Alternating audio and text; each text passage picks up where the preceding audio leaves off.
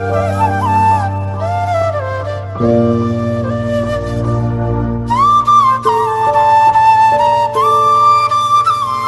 प्रिय आत्मा, नमस्ते। प्रार्थना में अद्भुत शक्ति छिपी हुई है, इसीलिए हमें ईश्वर से अवश्य प्रार्थना करनी चाहिए। ईश्वर हमारे माता और पिता दोनों हैं। उन्होंने ही हमें शरीर दिया है और उसकी रक्षा के लिए अन्न, फल, मेवा, सब्जी इत्यादि अनेक पदार्थ भी बनाए हैं। ईश्वर का हमारे ऊपर असीम उपकार है, जिसे चुका पाना हमारी क्षमता से परे है। जब हम असहाय हो जाते हैं, संसार के लोग मुंह फेर लेते हैं, कहीं से कोई सहारा नहीं मिलता, दुख, कष्ट, भय, रोग, अवसाद, चिंता, अभाव, पीड़ा, निराशा अथवा मानसिक दबाव के कारण जीवन व्यतीत करना कठिन हो जाता है, तो इसका एकमात्र उपाय ईश्वर की शरण में चले जाना ही है। कुछ लोग कहेंगे कि मैं ईश्वर को नहीं मानता, फिर ईश्वर पर विश्वास क्यों करूं? इसके उत्तर में मैं कहूँगा कि यदि आप दुखी हैं, परेशान हैं, आपका कोई सहारा नहीं है, तो एक बार अवश्य आजमाइए।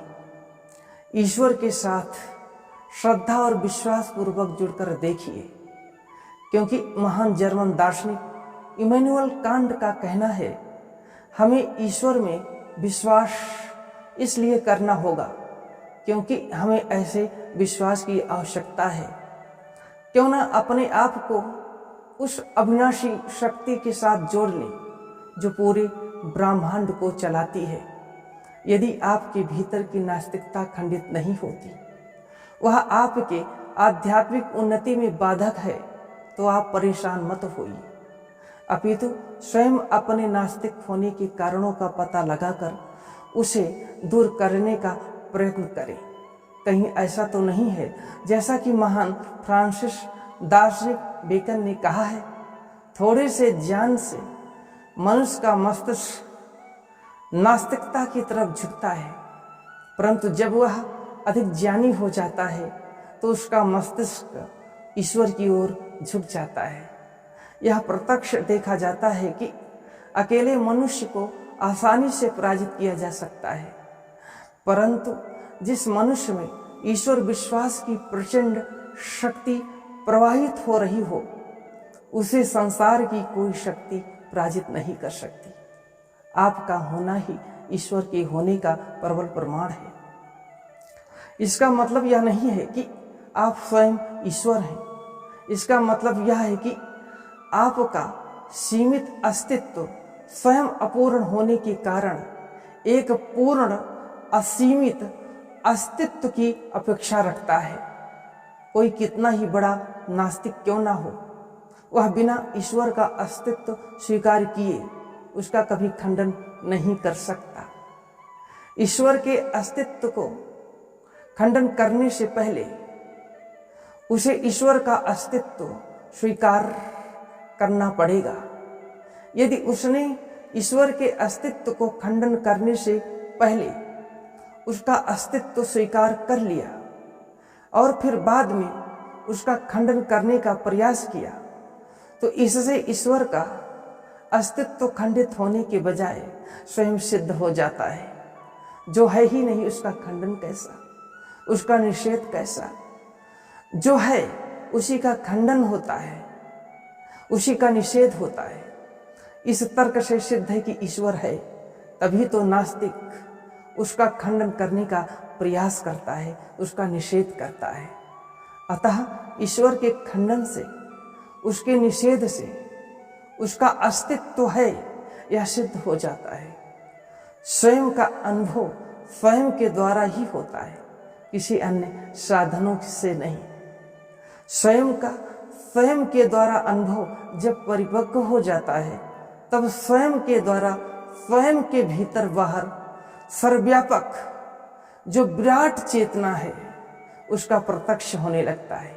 विराट चेतना ही ईश्वर है। ईश्वर का स्वरूप कैसा है, इस विषय में ऋषि दयानंद जी लिखते हैं, ईश्वर सच्चिदानंद स्वरूप, निराकार, सर्वशक्तिमान, न्यायकारी, दयालु, अजन्मा, अनंत, निर्विकार, अनादि, अनुपम, सर्वाधार, सर्वेश्वर, सर्वव्यापक, सर्वांतर्यामी, अजर, अमर, अभय, नित्य, पवित्र और सृष्टि करता है।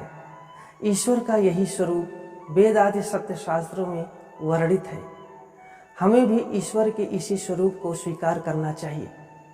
ईश्वर ही प्रकृति की संचालिका शक्ति है।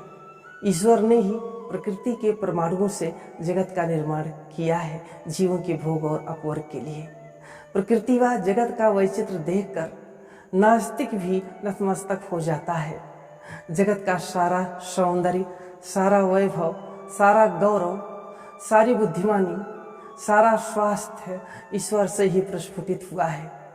ईश्वर ही जगत का स्वामी है, नियामक है, व्यवस्थापक है। हम सब ईश्वर की संतान हैं। हमें जो आवश्यकता हो उसके लिए ईश्वर से प्रार्थना करनी चाहिए। यदि हमारी प्रार्थना स्वीकार करने योग्य होगी तो वे प्रभु अवश्य स्वीकार करेंगे, क्योंकि प्रार्थना का अर्थ ही है मांगना, याचना करना। जो ईश्वर से कुछ नहीं मांगते वह अभिमानी है। मांगने वाला विनम्र भाव से झुक जाता है, वह सरलता और तरलता से भर जाता है। हृदय का अहंकार मिट जाता है, स्वभाव बालक जैसा हो जाता है।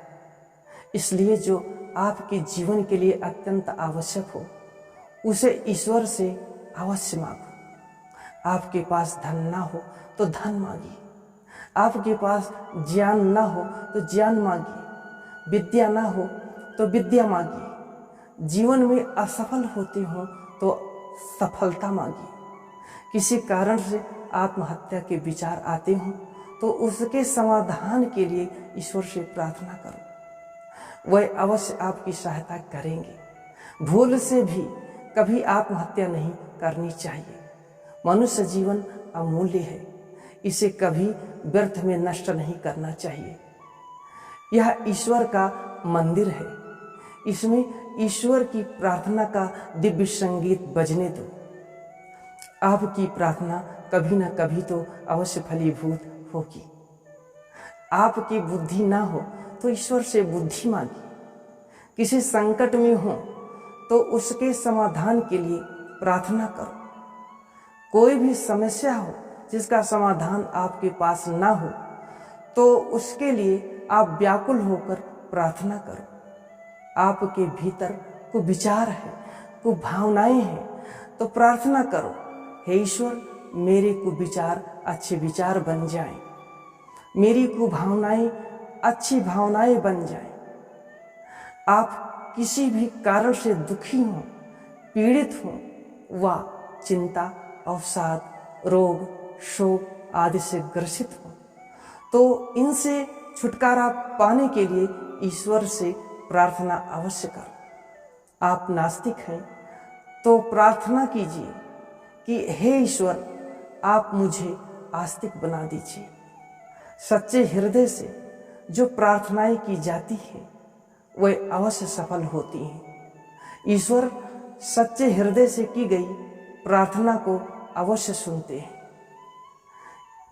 एक बात ध्यान रखना, ईश्वर ईर्ष्या, द्वेष, घृणा और वैरभाव से की जाने वाली हानिकारक प्रार्थनाएं कभी नहीं सुनते।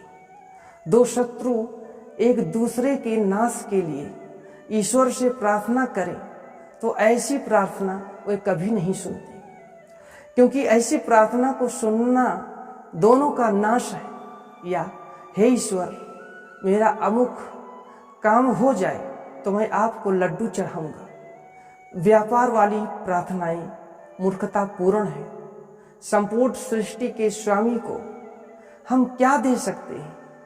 सब कुछ तो उन्हीं का ही है। इसलिए ऐसी मूर्खता वाली प्रार्थनाएं ईश्वर कभी नहीं सुनता। हमारी प्रार्थनाएं शुद्ध और निर्विकार मन से होनी चाहिए। उसमें चापलूसी के भाव ना हो, व्यापार के भाव ना हो और न ही अहित भावनाओं से प्रेरित हो। प्रार्थना की सफलता के लिए कुछ बातों पर ध्यान देना आवश्यक है। पहली बात, प्रार्थना करते समय ईश्वर पर अटूट विश्वास होना चाहिए। दूसरी बात, प्रार्थना करते समय हमारे भीतर शुभ भावनाएं अवश्य होनी चाहिए।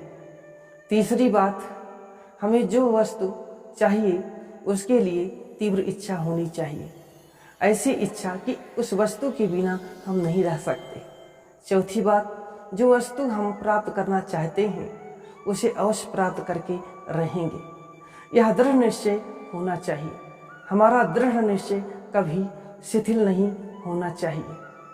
पांचवी बात, प्रार्थना आरंभ करने के बाद सफल होने तक कभी अधीर नहीं होना चाहिए। प्रार्थना में पूर्ण धैर्य होना चाहिए। छठी बात, प्रार्थना का तार कभी टूटना नहीं चाहिए। सातवीं बात, यह अखंड अविचल विश्वास मन में निरंतर जागरूक रहे कि ईश्वर हर जगह मौजूद हैं और वे मुझे देख रहे हैं। आठवीं बात, हमारे मन में यह भाव हमेशा बना रहना चाहिए कि ईश्वर ही संसार की सबसे बड़ी सत्ता है। ईश्वर हमारे माता पिता हैं और हम उनकी संतान हैं। नौवीं बात, प्रार्थना में मांगी जाने वाली वस्तुएं दूसरे का अहित करने वाली नहीं होनी चाहिए। 10वीं बात, मांगी जाने वाली वस्तुएं ईश्वर के अतिरिक्त किसी भी दूसरे पर प्रकट न होने पाए। 11वीं बात, हमारी प्रार्थना पुरुषार्थपूर्ण होनी चाहिए। ऐसा नहीं कि हम आलसी और प्रमादी बनकर केवल प्रार्थना ही करते रहें और कुछ काम करें ही नहीं। प्रार्थना के अनुरूप पुरुषार्थ भी करना चाहिए। काम करते जाओ और ईश्वर से प्रार्थना भी करते जाओ। काम और ईश्वर को साथ साथ चलाओ। ईश्वर की कृपा से लक्ष्य प्राप्ति शीघ्र होगी। प्रार्थना एक प्रकार से हमारा आध्यात्मिक पुरुषार्थ है। ऋषि दयानंद जी के शब्दों में प्रार्थना से निरभिमानता आती है और परमेश्वर से उत्साह और सहायता प्राप्त होती है।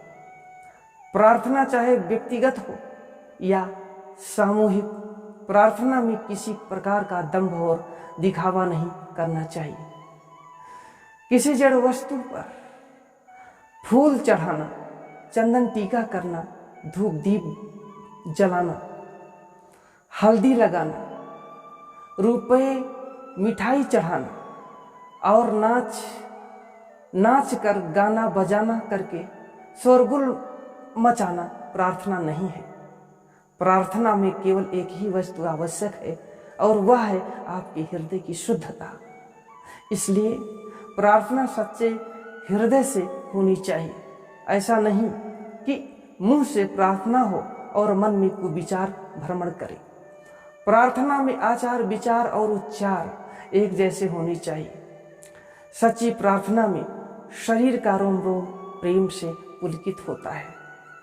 मन में उठने वाली प्रत्येक वृत्ति भगवत प्रेम से सराबोर होती है। मुख मुद्रा सात्विक ओज से दीप्यमान दिखाई देता है। मन निर्दोष और निर्विकार हो जाता है। साहस, उत्साह और दिव्य ऊर्जा से मन भर जाता है। यह ऐसी अवस्था है जिसका वर्णन करना बहुत कठिन है। प्रार्थना केवल अनुभव का विषय है। मेरा जीवन स्वयं प्रार्थनामय है। जब कभी मेरे जीवन में कोई समस्या, परेशानी, संकट, दुख, कष्ट, अवसाद, तनाव, रोग व शोक उत्पन्न होते हैं तो मैं ईश्वर का ही आश्रय लेता हूँ और ईश्वर की कृपा से सारी समस्याओं का समाधान हो जाता है। मेरे जीवन में ऐसे अनेक संकट आते रहे हैं जब घर परिवार, मित्र, रिश्तेदार किसी ने मेरा साथ नहीं दिया। संकट के समय सभी लोगों ने अपने अपने मुंह फेर लिए। उस समय एकमात्र ईश्वर ही मेरा सहारा बना। ईश्वर की कृपा से सारे संकट आकर ऐसे चले गए। यदि उन पर सोचता हूँ तो मुझे बहुत आश्चर्य होता है। प्रार्थना के द्वारा हमेशा मैं ईश्वर का आश्रय लेता हूँ। अपने मन की बातें उनसे कहता हूँ और मेरे लिए जो आवश्यक है वह मुझे ईश्वर की कृपा से प्राप्त हो जाता है। प्रार्थना ईश्वर से इच्छित वस्तु मांगने, उनके साथ जुड़ने और वार्तालाप करने की सशक्त विधि है। आप प्रार्थना के माध्यम से ईश्वर से हृदय खोलकर बातें कर सकते हैं।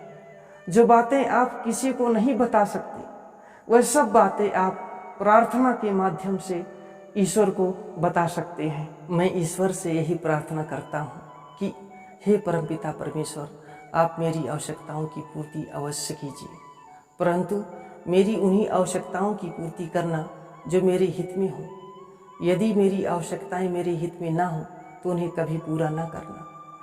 मेरे हित और अहित के संबंध में जितना आपको ज्ञान है उतना मुझे नहीं।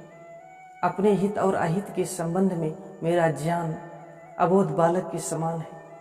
ईश्वर की दृष्टि में जो मेरी हितकारी आवश्यकताएं होती हैं उन्हें ईश्वर पूर्ण कर देते हैं। इसलिए आप भी एक बार सच्ची प्रार्थना करके अवश्य देखिए। आप ईश्वर से मांगिए, जो आपको जरूरत हो वह अवश्य देंगे।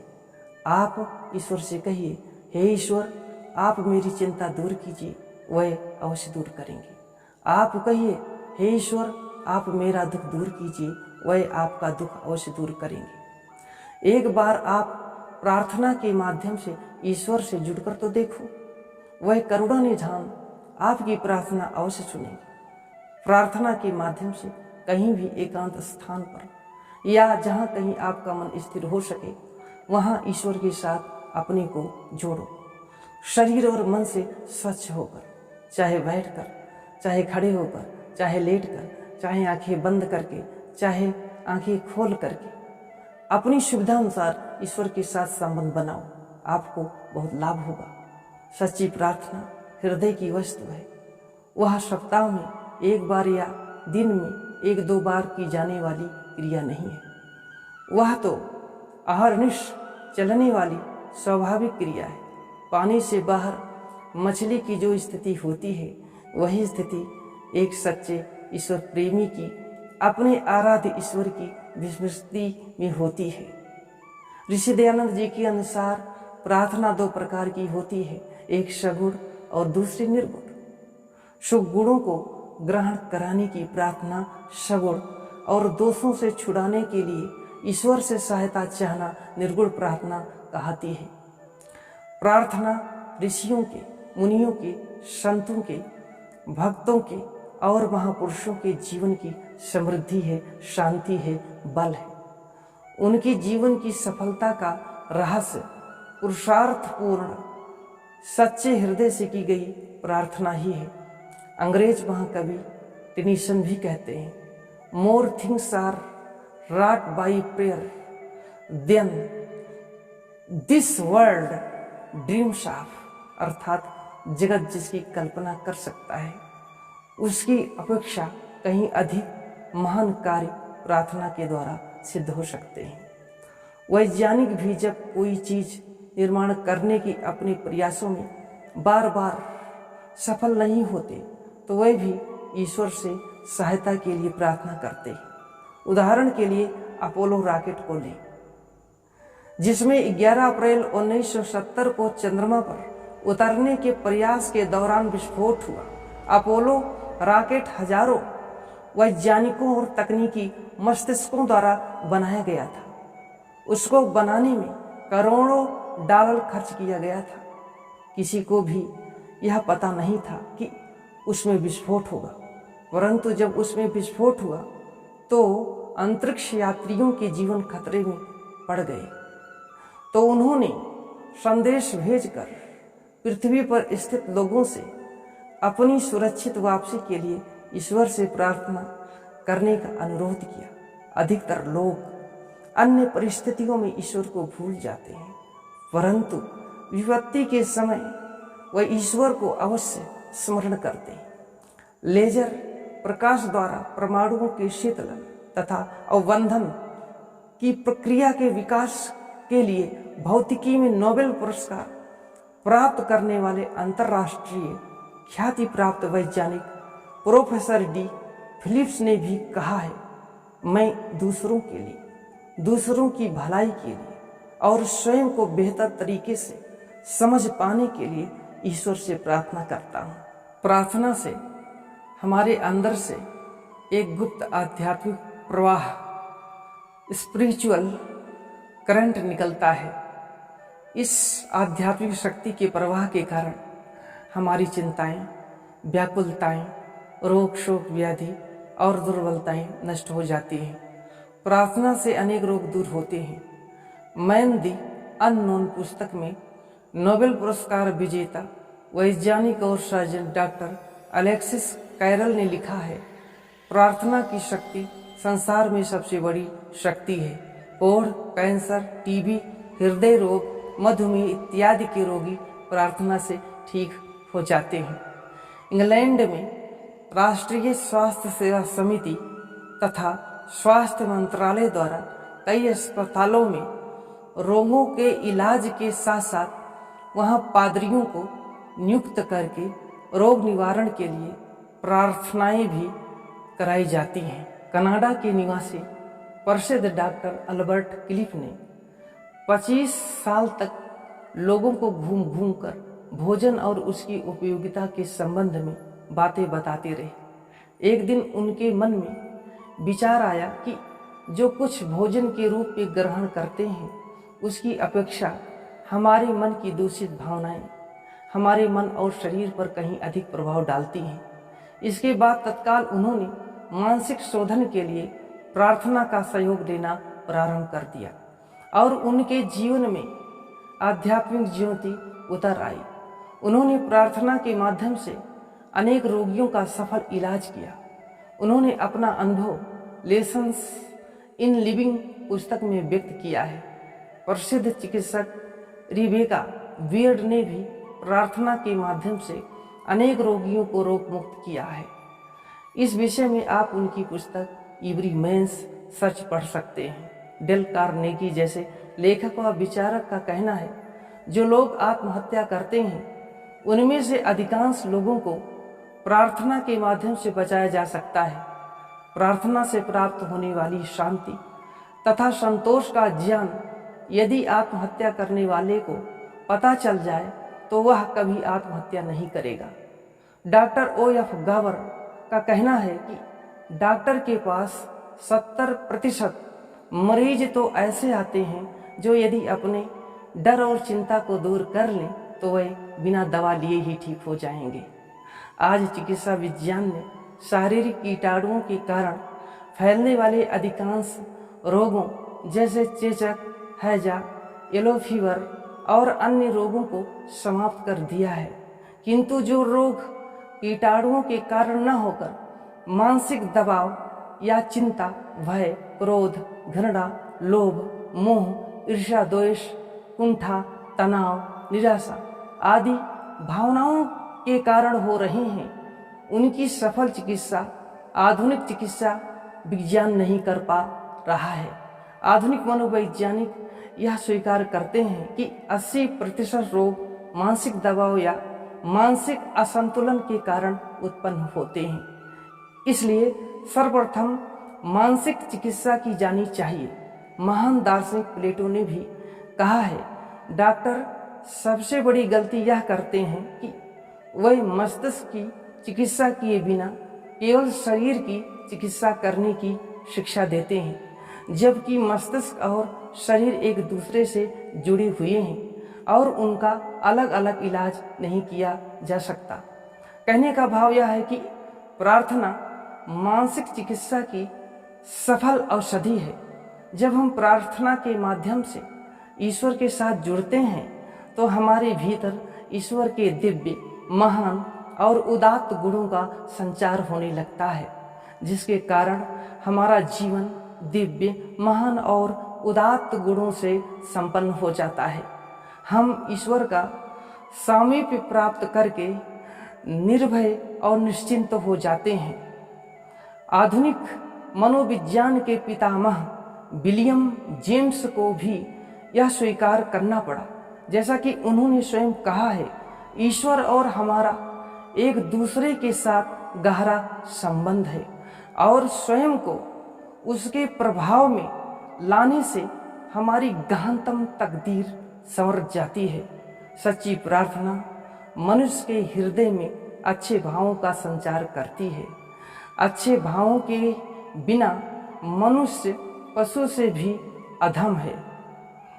इसलिए अच्छे मनुष्य की कसौटी है उसके अच्छे भाव।